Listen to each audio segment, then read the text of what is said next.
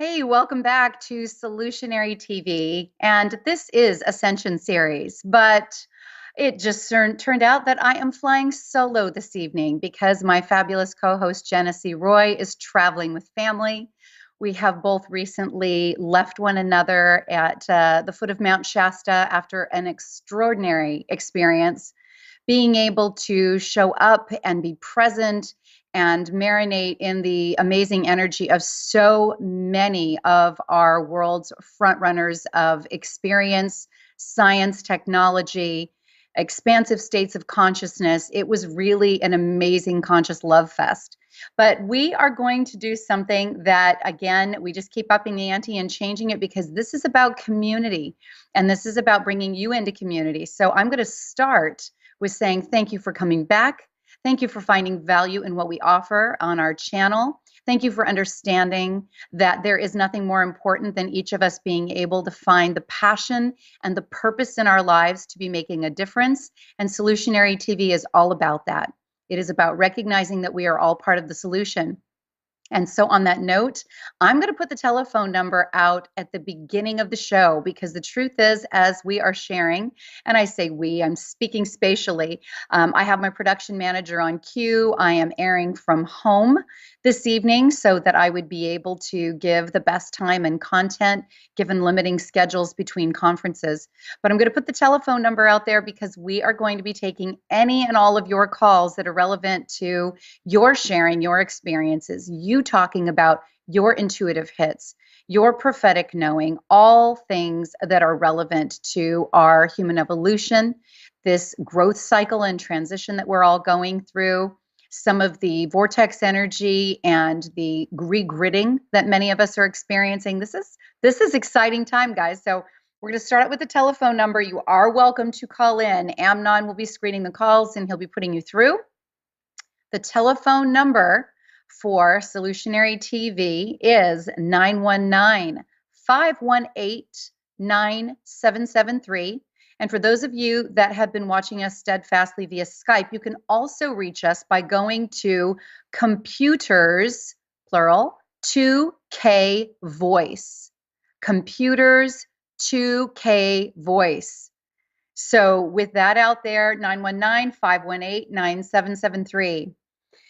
This is the recap of Mount Shasta. For those of you that followed Genesee and I on our journey to Mount Shasta, there have been some videos that have been uploaded that not only had a pre-show that kind of talked about what we were intending to experience, we also had a recording that was done of Genesee's speaking opportunity. I'm told that the video quality wasn't great. She was in the shadow a lot, but gosh, I hope you heard her message and heard about the various stages of multidimensionality that she has personally embodied, experienced, and came through with tremendous wisdom to be able to share with others so that when you have an experience that feels like it's more than you, but is equally familiar, and you know that it is a soulful, integrative experience, you have a context. We all need a context. This is why we have a system. This is why we have so many systems in society. This is why we have religions, and this is why we have dogma and scriptures, policies and procedures. I mean, we're all entrained this way. So we need a point of reference, especially for new experience. And we're going to be talking about points of reference. Going to Mount Shasta, there were a few videos, as I've said. The lead up to that experience for me personally, just to catch you up a little bit, started when I was 5 years old. And I'm one that has always leaned towards prophetic dreams. Many of you know what I'm saying. You have had prophetic dreams. You have had lucid states of dream time, which is when we're mostly fourth dimensional, but we're definitely not 3D, are we? We're not stuck in these bodies necessarily, and we're not just experiencing mind soup. Sometimes, sure, it's a regurgitation of many unresolved issues in our day. But for many of us, we actually go into other states of consciousness for which we have access because we are fractalized divinity, experiencing many states of consciousness and many states of multiverse and embodiment. So for me as a 5-year-old probably well into my early teens, there was a cyclical, consistent dream.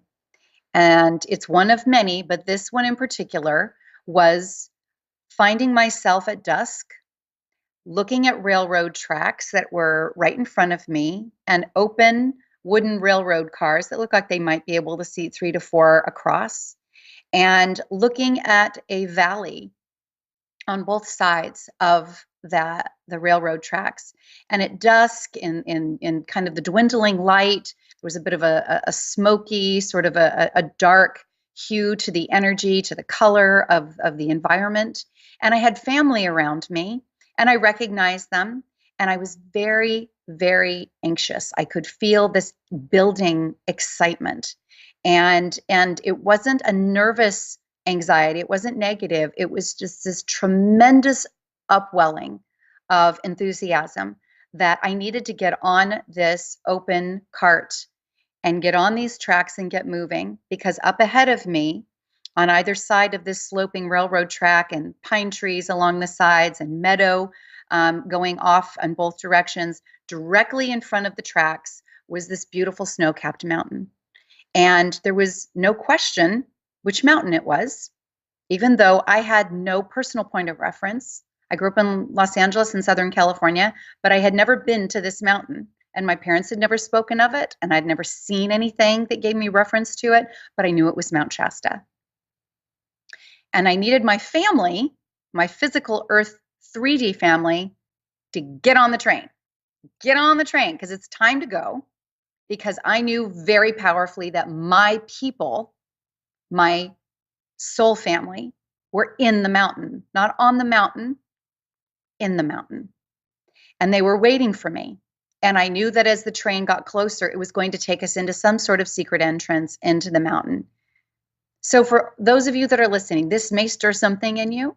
This may make sense to you. It may bring back some resonant memories, some whisperings of prophetic dreams that you've had that were part of your wake-up call.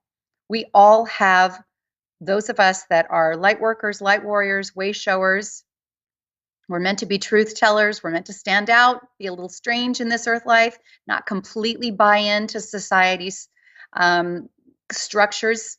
We had to be rebels. We had to shake it up a little bit. Otherwise, we were going to forget.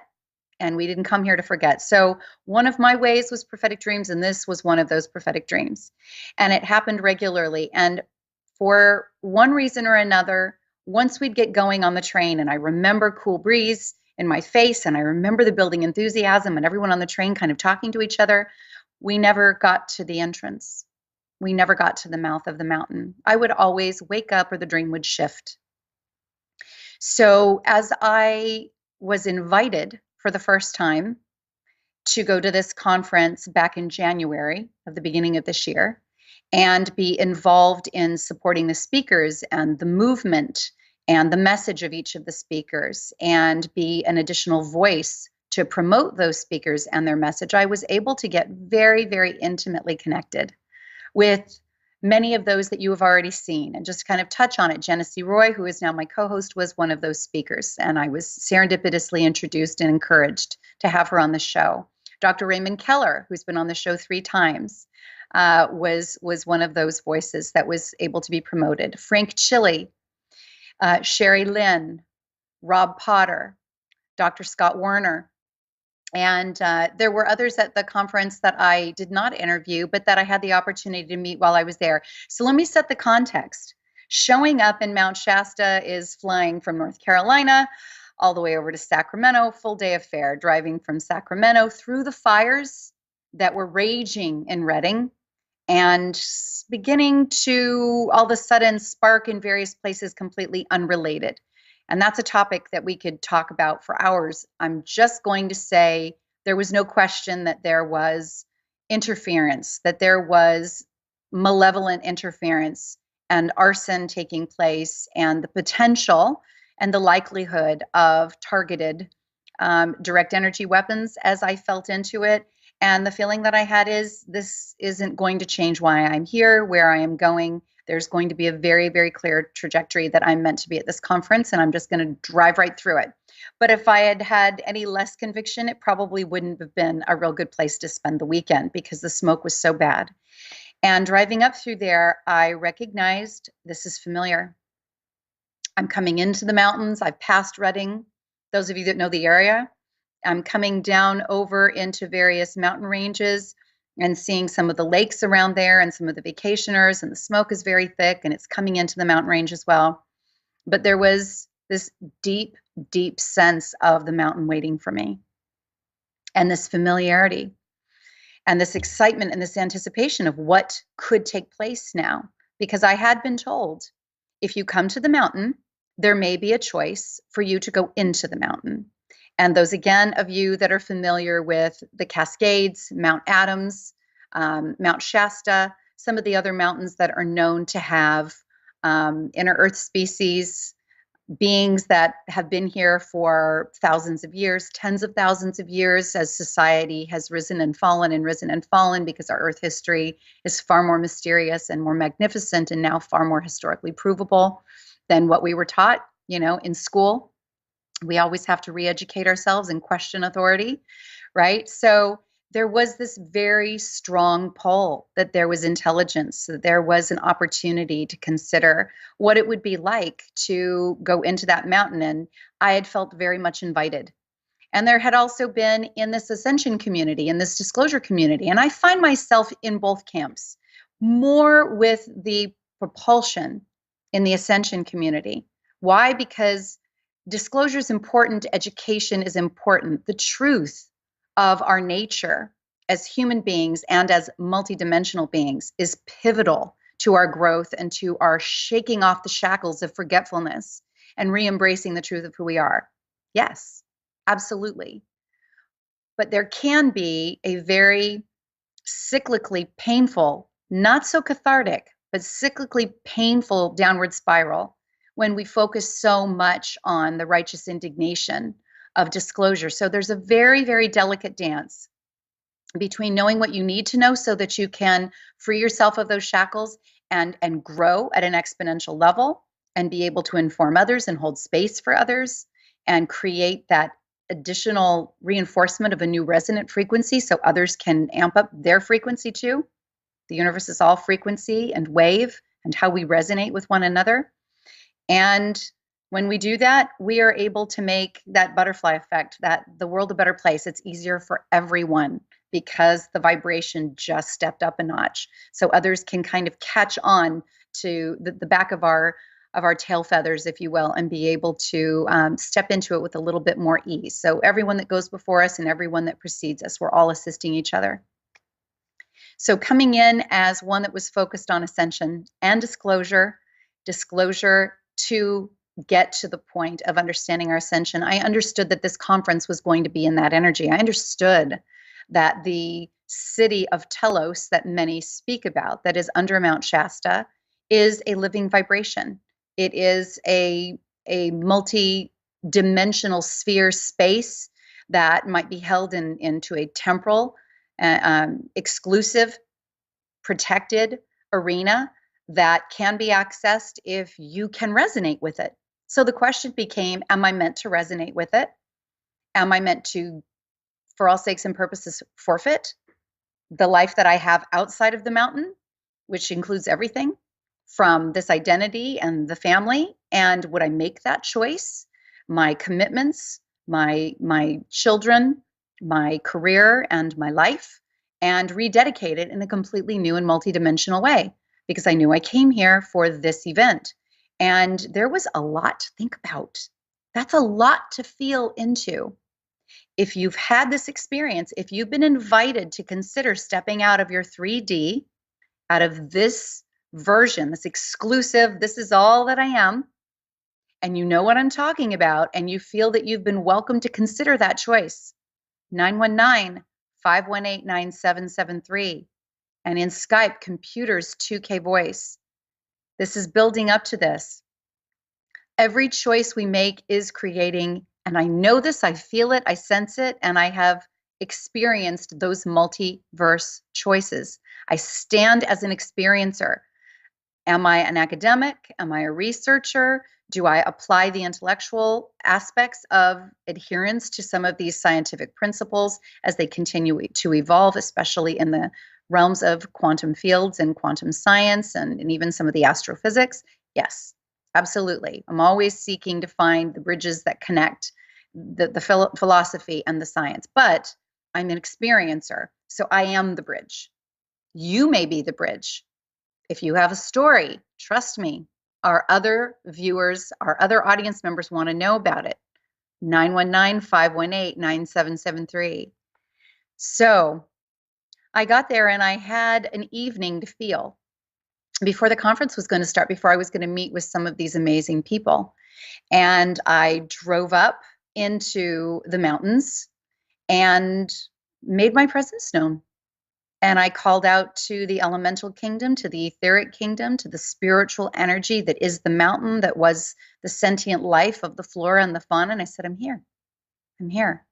And dusk was falling. I didn't have much time. I'd flown all day from the East Coast to the West Coast, and then driven from the West Coast at an airport all the way up to the mountains. And if it hadn't been summer, it would have been pitch black by the time I got there, but there was time. And I could feel the whispering. I could feel the wind.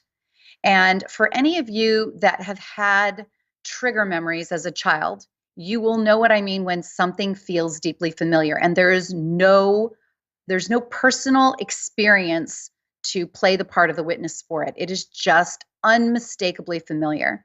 And my eyes welled up with tears. When I was a little girl, I remember being introduced, and this is for you old schoolers. I'm in my 40s, so this was something that I remember, but there was a show that triggered me, and it was called Escape to Witch Mountain. I don't know if any of you know what I'm talking about, but there was Tia and Tony, and they were little extraterrestrial children that were beautiful little humans, and they had crash landed on our Earth, and they had been adopted or fostered by human beings, and they had powers and abilities. And of course, the government was always trying to get at them. Isn't that always the case in all of these, Hollywood storylines, is that you have any abilities, whatever, the government's trying to get a hold of you. They're trying to put you in a lab. They're trying to, put electrodes on your brain, test your abilities, use you as a lab rat, slice and dice you. But this is an ongoing theme. That memory would always trigger me, and the Mount Shasta dreams as a child. And it was like this constant wake-up call. It's a trigger memory. Many of you have trigger memories. You know what I'm talking about. So I sat up there and I watched this otherwise homeless man with a little dog walking back and forth at one of the lower parking lot areas where I'd left my car. And he was muttering to himself. And I'm a woman. I live in the world. It is starting to get dark. There is the potential of bears and cougars and, other potential predators. I grew up in Southern California. We had rattlesnakes in the mountains. I mean, at the very least, we had cougars and rattlesnakes, maybe even coyotes. And I'm thinking, how intelligent is this choice? How intelligent is this choice to stay? But I knew that I had to be alone if I was going to have this experience. So I stayed and I waited, and I was distracted by this otherwise not entirely solid man in terms of his mental capacity. And I realized this isn't going to be my night, because I need to not have any fear. We are not meant to hold fear to be able to resonate at the level of consciousness that allows us to be able to really powerfully raise up to another experience of our potential. And I knew that was going to be true. I knew that I needed to be in the most zen place possible. And I had all these people to meet at the conference. There was plenty of time. So I'm back to my room, and I did what I do. I go into my deep meditations. I love my sacred acoustics. Those of you that have followed Solutionary TV know that we have worked with consciousness states. And if you need help with monkey mind, if you are struggling to be able to get into your meditation, there's no need. There's no need. There are many, many tools. And my personal recommendation, after having Dr. Eben Alexander, I think he's now 3-time New York Times bestseller, Proof of Heaven, Map of Heaven, and the one that he just co-authored with Karen Newell, both of Sacred Acoustics. They did Living in a Mindful Universe. I've had both of them on the show, and both of them have told their story. And both of them, came together at a pivotal time where consciousness needed to wake up And Dr. Eben Alexander had to be the perfect person, you know, a very academic, very deductive scientific mind, neurosurgeon, neuroprofessor, Harvard teaching, very, very top-notch brain. Struck with E. coli meningitis, taken completely out of his conscious vehicle for 7 days, losing half his body weight, nearly dying, and traveling the multiverses, being visited by amazing, loving, powerfully loving beings that answered all of his questions. And coming out of that state that was 100% improbable, he had a 100% chance of never recovering and a 99% chance of dying. He came out of that fully conscious right before they're ready to take off life support, right?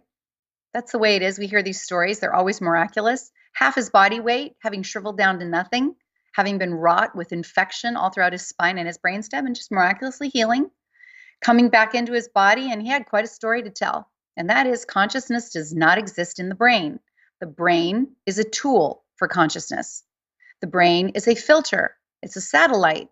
The brain is magnificent matter for which resonant frequency can run through to be interpreted by the occupant soul. So if you're having a problem with meditation, get your earbuds on. Go to Sacred Acoustics. They've made an amazing package just for this audience and my students, and it's called the Ascension Bundle. The Ascension Bundle, and it's dynamite. And they have a brand new one that just came out too that I highly recommend, that is an addition to my favorite jam, and it's it's called Body and Soul. I've got it around here somewhere, but it's brand new. When you go and take a look at it, it is going to, they always have samples that you can listen to. So I'm thinking this is the energy vibration I want to be in. I'm in Mount Shasta. I want to be clear. And I put on my earbuds and I went to sleep just flying through the cosmos in this amazing vortex energy. Do you know how underdeveloped Mount Shasta is for a vortex area?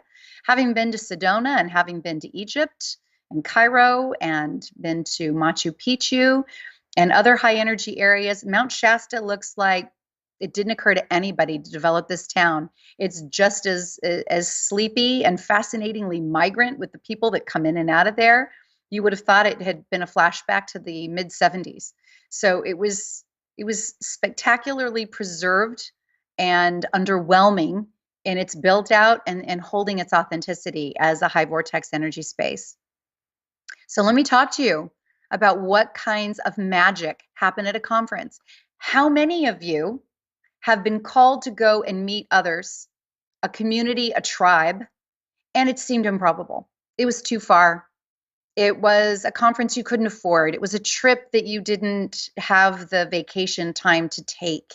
It was a sense of unfamiliarity, even though you really wanted to go. It was the sense of, I don't have anybody to go with me. And who will share the hotel room? Folks, we've all been there. This is the time for community. This is the time for community. The divine has not given you the spirit of fear, but of power and of love and a sound mind. Seeking first, seeking first, seeking first. We are meant to be seeking divinity within and marrying that, merging that, sharing that with divinity outside of ourselves. And the only way to do that is to meet your own soul in the eyes of another seeker. Nothing is more magical than making raw, vulnerable, really, truly connected eye contact.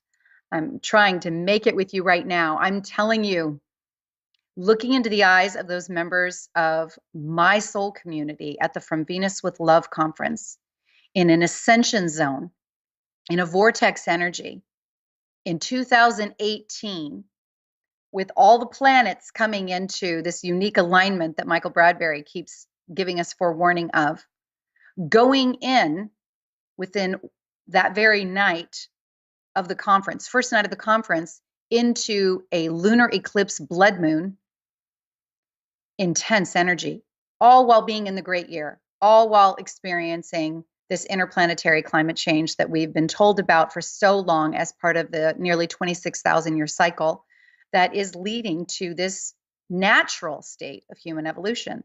Big stuff, right? I'm going to throw out the number one more time. I'm telling you, call.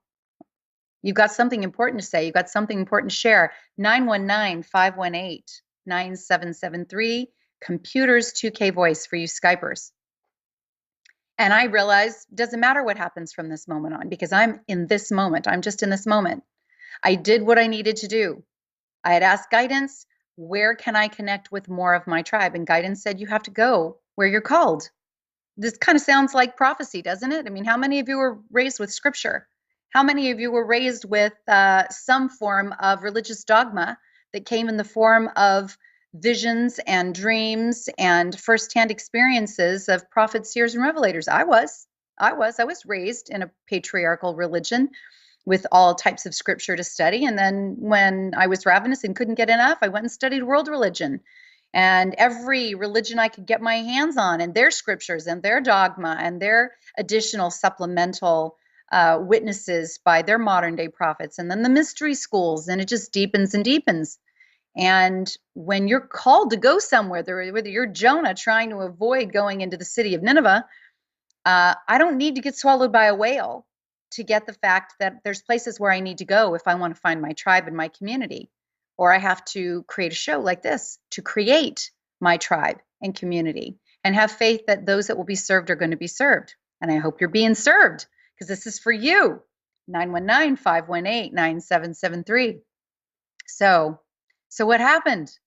We get into the conference, and I've been to a lot of conferences, guys, a lot of conferences, and they're high energy because you've got so many people that are so excited to hear the material. They are so excited to see their consciousness superstars. I have been to big conferences filled with hundreds to thousands of people, and I've traveled to London, and I've traveled to Los Angeles and New York and all around the country to go to some of these conferences.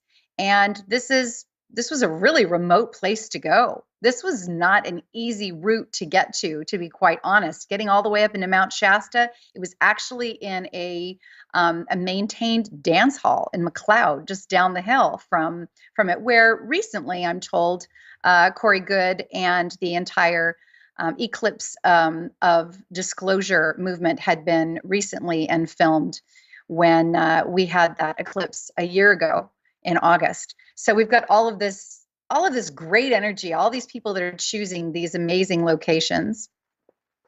And essentially, we were able to see, sorry, I'm just realizing that we're dealing with a little bit of technology and a little bit of blur. It just looks like we're needing to close out a couple of other things, and I'm going to do that right now.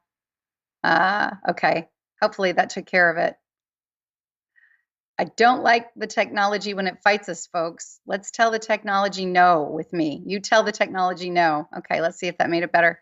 All right, so getting back to the story, I am able to embrace Genesee Roy and feel into the message that she has, because she's here to talk to these conference folks about their multidimensionality. She is here to step into this glorious place of recognizing that many have been experiencing it in dream states and meditation states and very, very lucid states of consciousness, and they need to know how to navigate it. So Genesee is there with this amazing message. I hope some of you were able to see it when we posted it on our YouTube channel and on BitChute. Take a look at both of those, please. And then we had Dr. Scott Werner, and I was able to ascend Mount Shasta with him and a small group of individuals, and I can't wait to tell you a little bit more about that as we go deeper into it, because that was a charter for me. That was a charter moment. I had told him I was called to the mountain, and he had told me he had been called to the mountain and that he had elected not to go in. For those of you that know his story, that you listened when he came onto the show, or you have followed him on Facebook or on YouTube, you will know that he had already spoken in Mount Shasta a few years back. And he was told, and had a visitor. He speaks to Saint Germain and Ascended Masters, and he was told that if he went in those thinning veil wee hours of the morning that are kind of between 2 and 5 a.m., most of you that know that that's when the veil is super thin, that if he drove up there in his truck, that he would be shown the entrance. And he had been shown what the entrance looked like before he'd gone. And as he was climbing into his car at 3 a.m. on that particular trip, not this most recent one that was a few years back, He got in his car, and out of the home that he was staying at, where many speakers were staying, another woman that he hadn't met, who had seen him leave the building, came running out to the car, and he opened it for her, and she said, may I travel up the mountain with you? And he said, sure, sure. I mean, he didn't know who she was, but he's a pretty easygoing fellow. And she climbed in, and she said, so you're going to the mountain? And he said, yes. And she said, have you been called to the mountain? And he said, yes, I have. And she said, I was called to the mountain. And he piqued his interest. He's listening. Sure. And she said, and I went in. And he listens. And she said, and I never went out. I never left. And he gets a peculiar vibe running through him, gets some chills, turns and looks over at her, and she's gone. She's left the moving vehicle. She's disappeared. It didn't take him very long for him to realize that that was a warning. That was a loving consideration of, do you know if you go in, you may not come back? Now, most people that work with near-death experiencers know that they're very often told they need to go back or given the opportunity and asked, would you like to go back? Here's the reasons to go back. Here's what your family needs. Here's a mission that you could still be involved in. Here's part of your purpose that may not be complete. And many say nothing is harder than the idea of having to go back into their body that has been traumatized, injured, broken, whatever. But he decided right then and there, I'm not going to the mountain because I don't want to find myself in that position. Well, it's ironic, isn't it? It's really ironic because Dr. Scott Werner, who will tell you more about his story and was so dynamic to listen to, the man has got more energy than an Energizer bunny. He just goes and goes and goes. You would never believe that he is a man in his later 50s, maybe early 60s. I haven't asked him. But he is an older gentleman, and he has been living a very full life as a general surgeon, as a gynecological surgeon, as a practicing doctor in St. George, Utah, and as a wellness professional. And he has then experienced, shortly thereafter, after his experience of going up to Mount Shasta and choosing not to go in, he experienced what it was like to, what he would state to you very plainly, was being targeted, like many other holistic doctors, alternative doctors, and whistleblowers. Those of you that have been following Dr. Mercola and Erin Elizabeth of HealthNet News and many others that have been featuring it, we have lost a lot of good, solid health and wellness practitioners, doctors, those that have spoken out against the establishment, those that have provided other means to cure cancer and inflammation and debilitating diseases, and are speaking out against the overuse of pharma and the vaccine agenda. So many have lost their lives that have been taken out in clear homicides, others very suspicious suicides, others all of a sudden stricken with diseases that made no sense and certainly did not adhere to the way that these individuals live their lives. Well, Dr. Scott Werner, and he prefers that I not call him doctor anymore, and you'll understand why in just a moment. Scott Werner was also one of those that was targeted.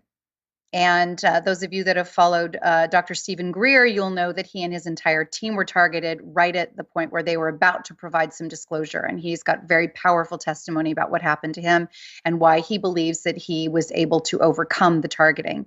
And given all the technology that's out there now with energy and resonance and frequency and scalar waves and a lot that you can research that we aren't going to get into here, it really isn't that difficult to be targeted by those with the scientific means to take you out. So what had once been a challenge for Scott Werner, as he shared much more in depth at the conference and somewhat on the show, if you look in the archives, was that he was targeted and his entire body was overcome, and he found himself in the emergency room with complete major organ failure. And I mean, consider what organ failure would look like on a systemic level. His heart was not damaged. His brain was not damaged. Those were the only exceptions, and he was very clear about that. But if your liver and your kidneys and your endocrine and your adrenals and everything else is being shut down, your lungs, he flatlined. And while the EMTs are working on him, he rose above his body And he tells this miraculous story at this conference of being surrounded by his ascended masters, his angels, Saint Germain. And he's saying this while he's running back and forth on the stage, breaking his sweat, and so much energy and so much passion and juice for life. And it just doesn't fit. The story is not fitting the man you see in front of you. And he says, I took a look at them and they looked at me and they indicated it was time to go. And I looked down at my body and I recognized that I didn't feel entirely complete. And he said he asked Saint Germain, and he asked the ascended masters that were around him, is this my time to go? Could I go back into my body? And they said, and he said it kind of playfully and sarcastically, I'm saying, we wouldn't recommend it.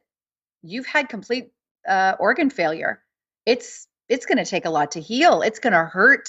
It is going to be a lot of work. Are you sure you want to do that? And he said, I need to see the timeline that we're on. I need to see the potential future that my wife and my 2 young daughters are going to inherit, because he did have a younger wife and he did have 2 young children. And he was shown. And he couldn't live with what he saw because of the depression, because of the loss, because of the struggles that they were going to experience. And he's breaking into tears in front of everyone in this conference. He's sharing so deeply, so passionately. The energy in the room is so thick. You're feeling it with him. You're journeying with him. And the energy is so intense, and you just recognize this is what we are. We're eternal beings. We are these powerful God beings in individuated soul form in these bodies. And coming in and out of the veil is sometimes no different than really just taking off a heavy cloak and changing our clothes. We are so eternal and limitless. And he had a choice. How much co-creative power do we really have, guys? And you're feeling this experience and you're hearing him. And his co-creative choice was to do the hard job of going back into his body, of being able to be the self-healer, walking the hard and rocky path of self-ownership of his own principles that he'd been teaching as a holistic doctor, one that had taken the allopathic background and taken a different direction. And the only thing that he's still working with is getting his pancreas and his blood sugar back. He's still experiencing aspects of type 2 diabetes. Now, he doesn't look like anyone that would have a health problem. He's lean, he's fit, he's got tons of energy, but full system failure or major organ failure is no small business. So this has been part of the drudgery of the path and the work that he placed in front of himself as this emissary for ascended masters and Saint Germain. And I want to touch on what he's put out there. He's put out there because he's talking to Saint Germain all the time, and it is available if you look at Scott Werner and 24-strand DNA. We have not just double helix, we have 12 helixes for 24-strand DNA. And there are those that will say on an etheric level, on an astral level, on a spiritual level, that it continues to ascend and ascend into higher combinations of DNA strands that are coming back together for us as we move from carbon-based bodies and beings to a more of a crystalline-based human being. And that with each one of these escalations, our energy becomes finer. And our density, all this empty space in us, starts to change. This is really exciting. So he has provided for all of us this calling in of the 24-strand DNA, because what have we been told? It doesn't matter what walk of faith you have or philosophy. If you have listened to any of those that have come before us, thank goodness so many came before us as way showers, you have to ask. You aren't going to get truth unless you ask. You aren't going to get internal truth and your own personal witness if you don't go inside. As long as your answers exist out there, as long as they come in from society and herd mentality and our education systems and your boss and your parents and your religion, you don't have to throw away the whole baby on the bathwater. You just have to question all of it, and you have to bring it right in here, and you have to say, from a place with which I am unlimited celestial divinity, and where all truth is here. Now I'm going to weigh this in. This is how I was educated. These are my parents' beliefs. This is the philosophies of my traditions and my culture. This is my religious beliefs, if I happen to have any. This is how the world has presented itself to me. How much of it is true? This is what mainstream news and media wants to tell me. This is what my particular friends and close acquaintances happen to believe on their philosophy about the world. And you have to go here and you have to get those answers. So if we're graduating and our junk DNA, quote unquote, junk DNA is actually realigning and we are becoming these multidimensional beings, it makes sense. Ask, call it in. He also has decrees of protection because he has needed those decrees of protection. He has been targeted by the cabal, the Illuminati, the elite syndicate. There's so many different names. And I don't want to give him too much power. It's not a Voldemort thing. It's just, come on, do we really want to co-create any more in their field? Nah, let's not give him any of that energy. But do they exist? Yeah, absolutely. Because we are in a 3D/4D blueprint. Anything is possible here. It's not the kindest place to be. You can find the kindest people and have the most transcendent experiences, and you can swing to the other end of the pendulum, and you can have this earth life be a true embodied hell. You can see it. We're looking all around us, can't we? It's choice. It's an active choice. And that's going to lead into one of the other speakers that I didn't have a chance to interview on the show that just brought the room into this amazing shifted platform of co-creation. I'm going to get there in a minute. But what did we learn? We learned, number one, there's choice. You may receive an invitation to transcend, to resurrect, to embrace your light body, your rainbow body, your ascended self before the vast majority of society. I have received that invitation. Have you received that invitation? If you have, 919-518-9773, computers 2K voice. Let's hear about it. Scott Werner did twice.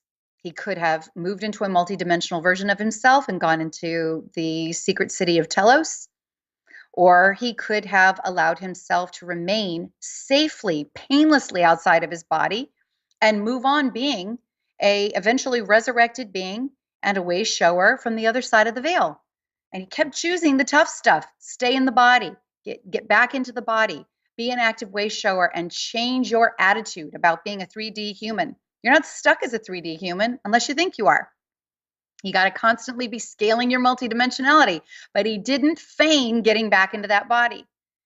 And I'm going to touch on what it was like to hike Mount Shasta with him and what happened because of those sacrifices coming to the body. But the next big lesson that came through in the conference, I had Frank Chili come up to me and he introduced me to this woman who was absolutely familiar to me. And I immediately could sense why. It was because there was a spirit of a powerful, powerful woman that had done my Akashic Records reading when I was back in my early 30s.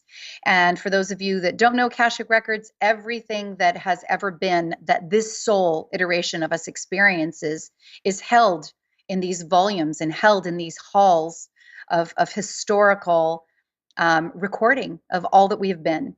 And she read mine and explained to me that this was my last lifetime and that I had X amount of karma/forgiveness work to do in this lifetime, and why it was important for me not to ever waste any time getting too caught up in playing in 3D density, which didn't come very naturally to me anyway.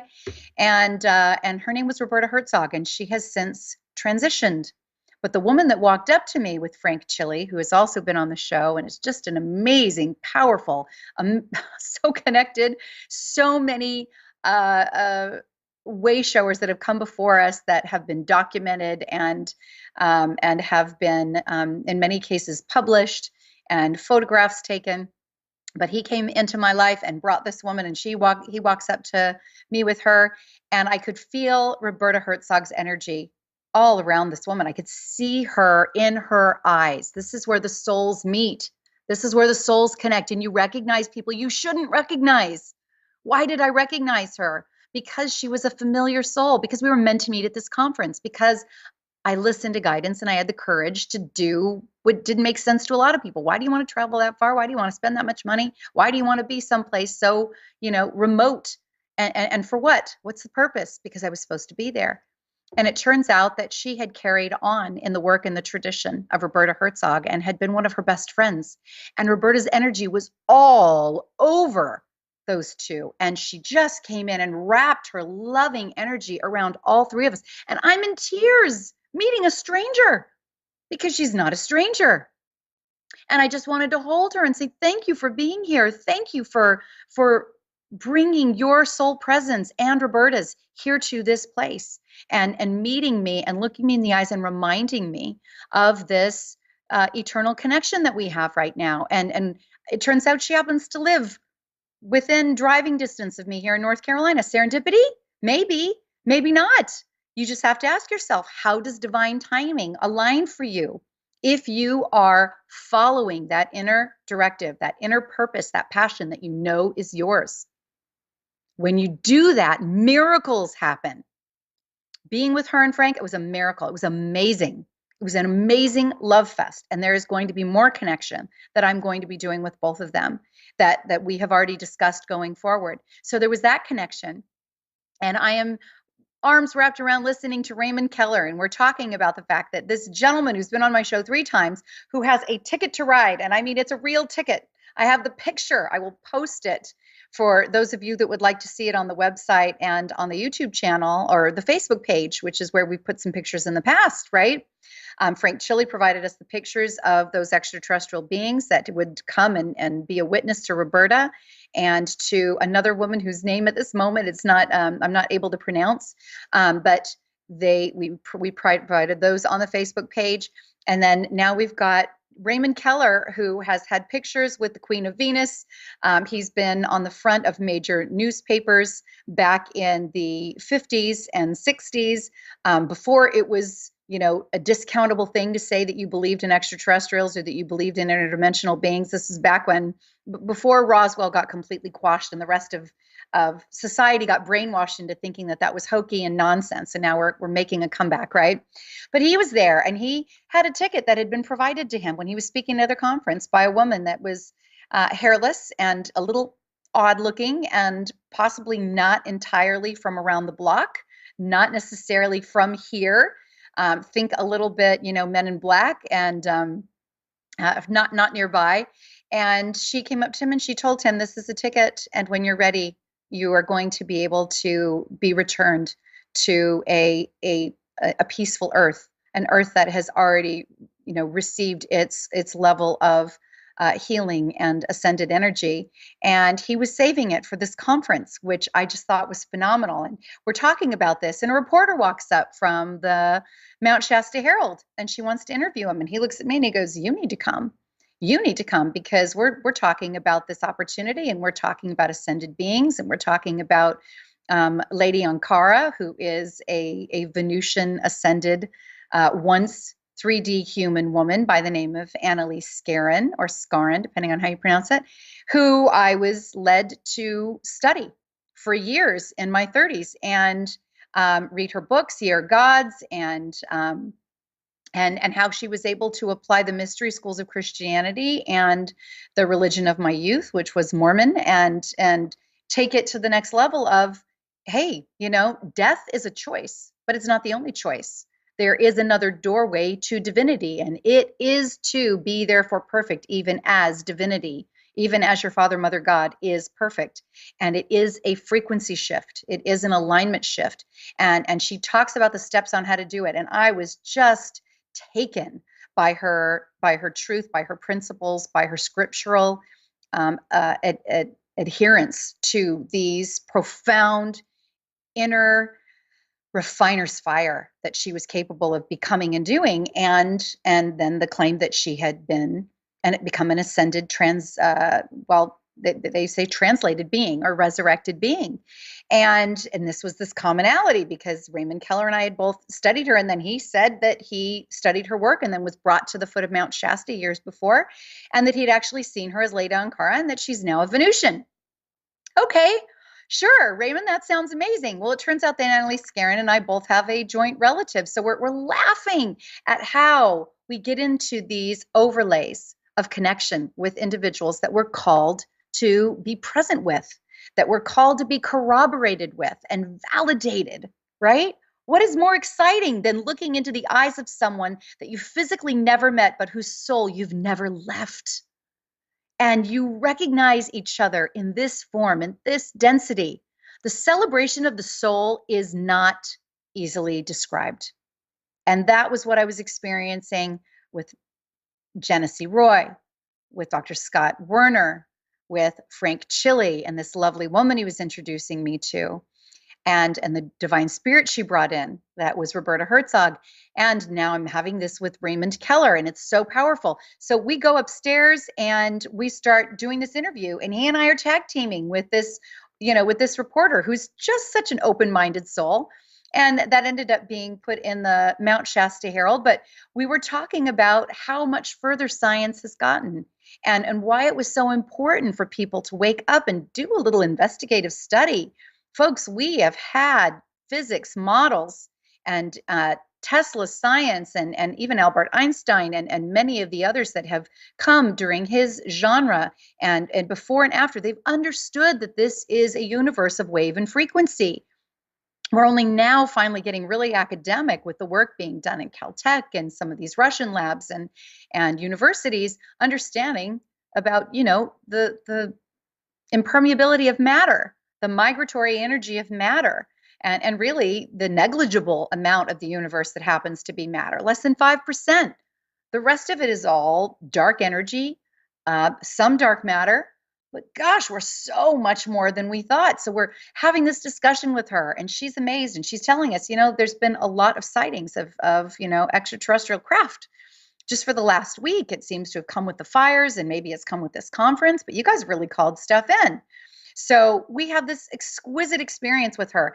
A group of people come up to the room that we're in that's above the conference, and another woman walks in and she goes, "Did you see Annalise Scarron?"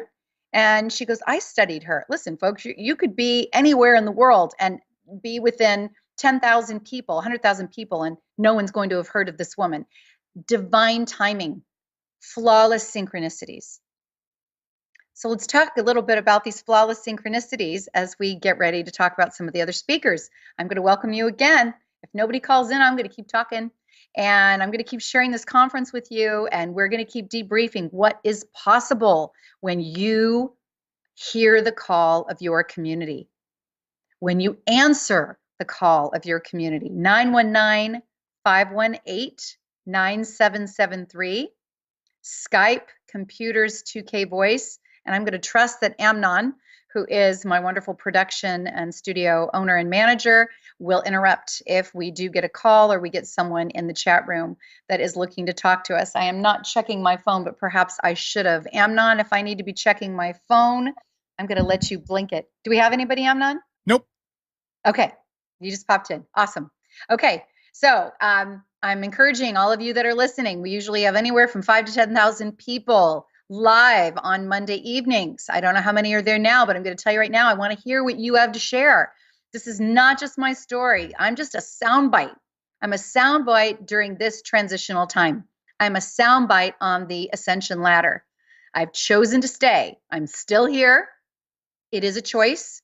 You're making the choice. I'm making the choice. Some of us consciously, actively are making the choice, and a lot of us are unconsciously choosing to be here by not knowing we actually have the choice, not recognizing that there is a natural order to our evolution, and that the earth is ascending and that we are ascending. And it's going to feel a little uncomfortable at times. It's going to be really wacky pants, disorienting at times. The shamanic resonance is going to have you through the roof sometimes, because the earth, in her resonant frequency, in her heartbeat, she's not at her 7.8 on a regular basis anymore. Sometimes she's been up at 50 hertz and above for 6-7 hours straight, or just spikes up and down, up and down. Imagine the yo-yo of our frequencies, folks. Imagine the yo-yo. Imagine the intensity that we are all going to be feeling. It's fierce. It's fierce. So knowing that you have the choice, what does unconscious transition look like? I want to talk about unconscious transition. Unconscious transition looks like socially sanctioned suicide. This is not meant to sound insensitive. I am not insensitive, and I am not impermeable to this. In fact, I've been permeable many times. Socially sanctioned suicide is to be struck with a disease that you don't have lucid and conscious understanding of its origins, that is slowly robbing your body of its vitality and its life force, and eventually your spirit can't inhabit your body anymore. It's called illness. It's called chronic, in many cases, chronic, acute, terminal illness. We all are dealing with cancer cells, rogue cancer cells. We're all dealing with it. We're all dealing with frequencies that can overwhelm this physical density, this 4.7% that we're living in, that is this 3D vehicle. I've had cancer. Anybody else? My body's told me I had it. I've had diagnostics.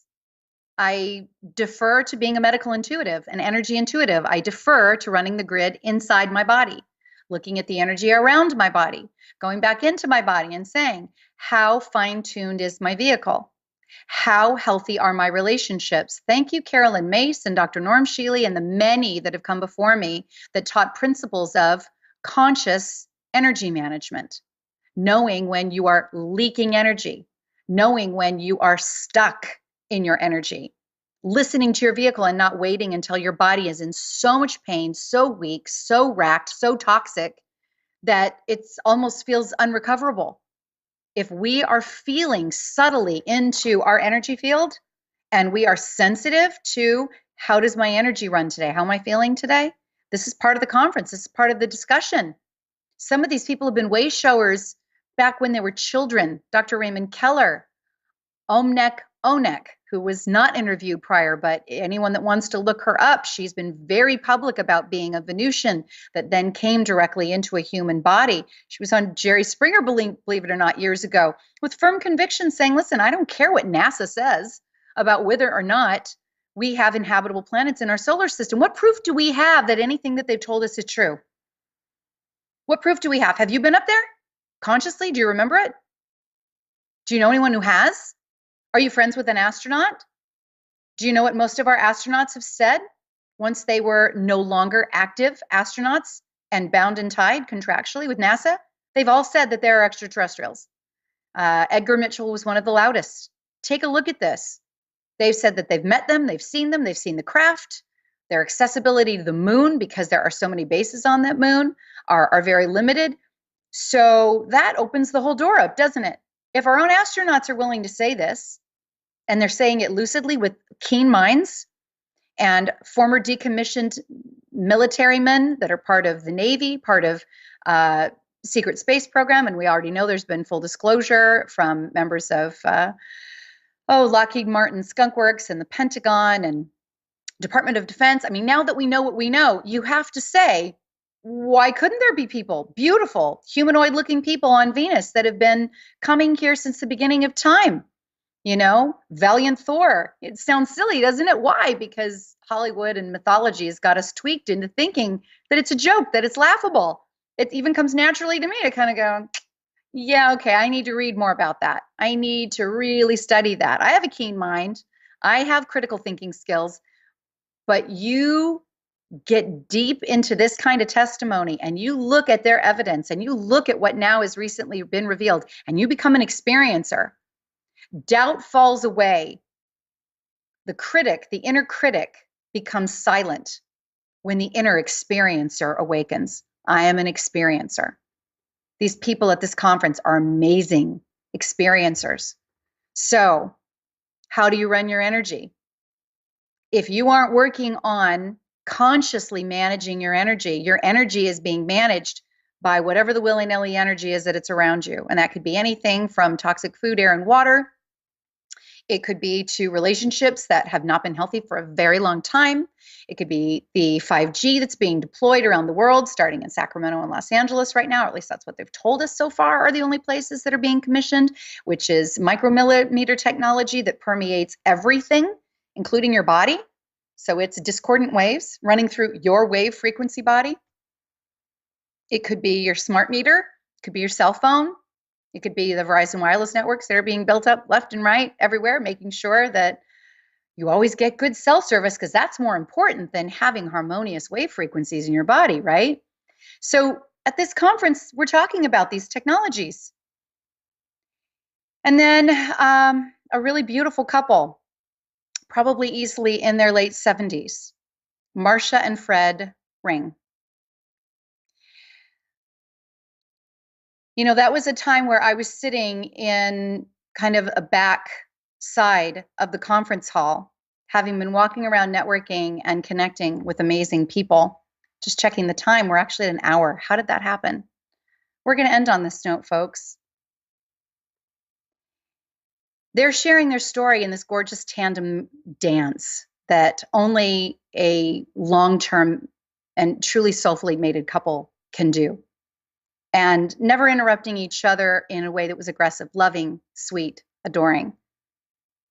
But Fred's story, Fred Ring, I think I said Bell. Did I say Bell? It is Marcia and Fred Ring, R-I-N-G.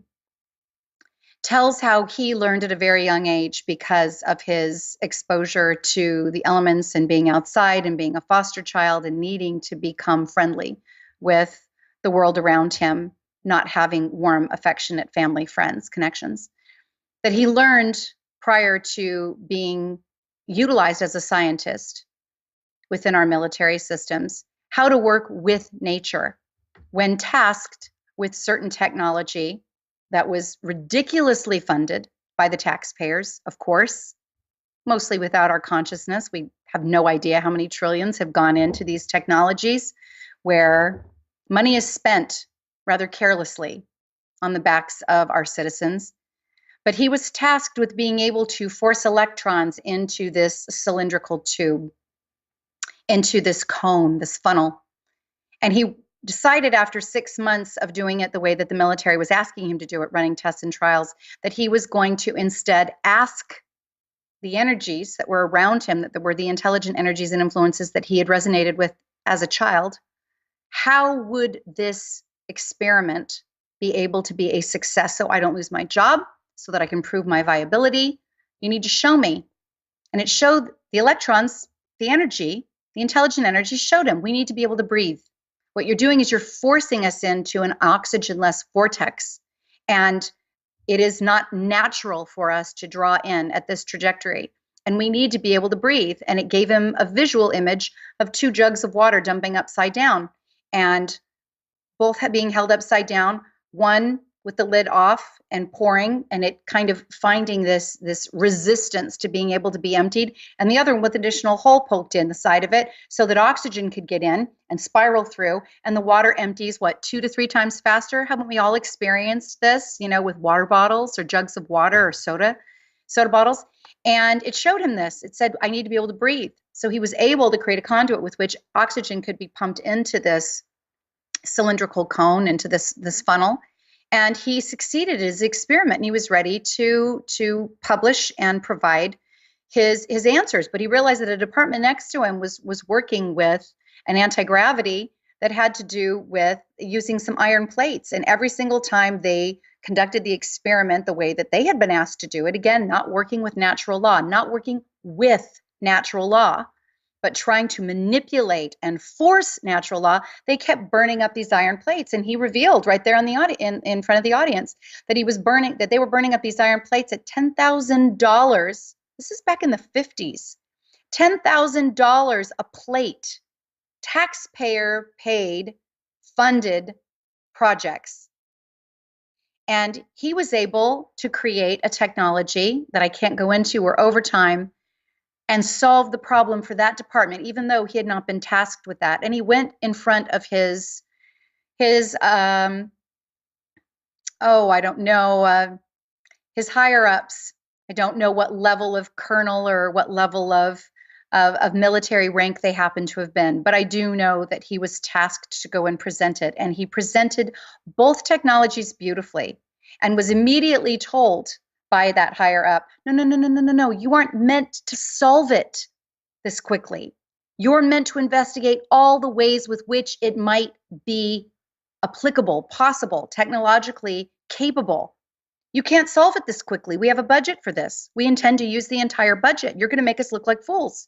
We've already pledged for X amount of millions of dollars. You can't solve it this quickly, and you are not authorized to solve it for them. You're going to create the same problem there. And I felt this huge heaviness fall over me. And when he explained that he tried to take some of that wisdom, some of that technological expertise to General Motors and showed them how he was able to create these anti-gravity devices while working with natural law.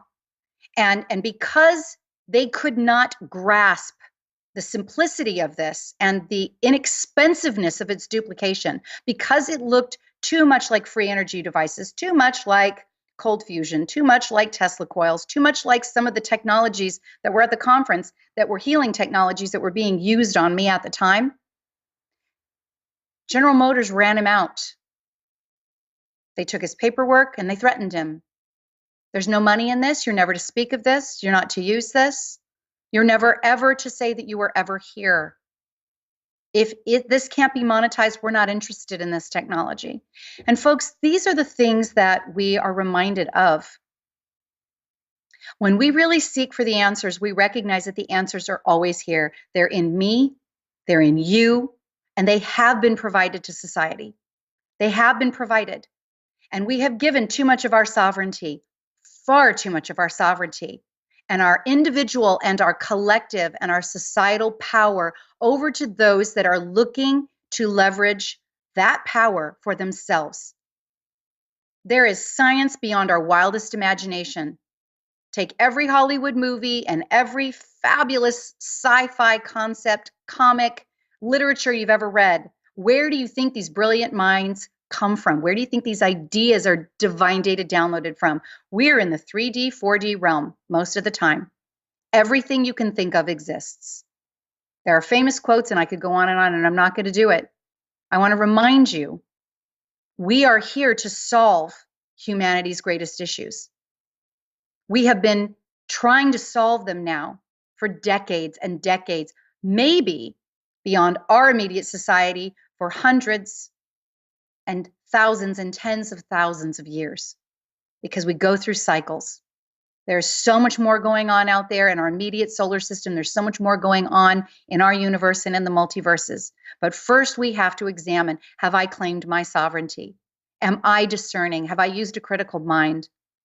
And am I claiming my power? And when we do this individually and we do it powerfully and it's real, we will collect with others just like I did at this conference. And we'll share our wisdom and we'll make a difference.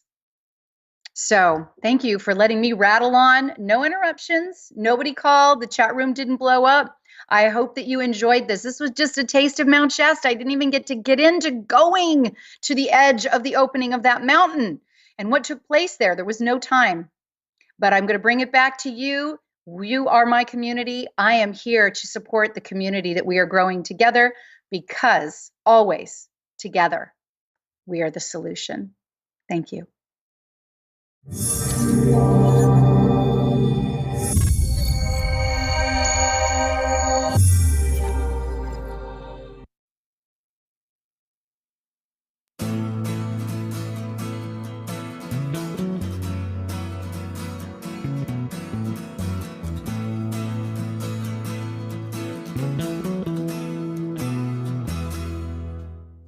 You are tuned to the Nissan Communications Network.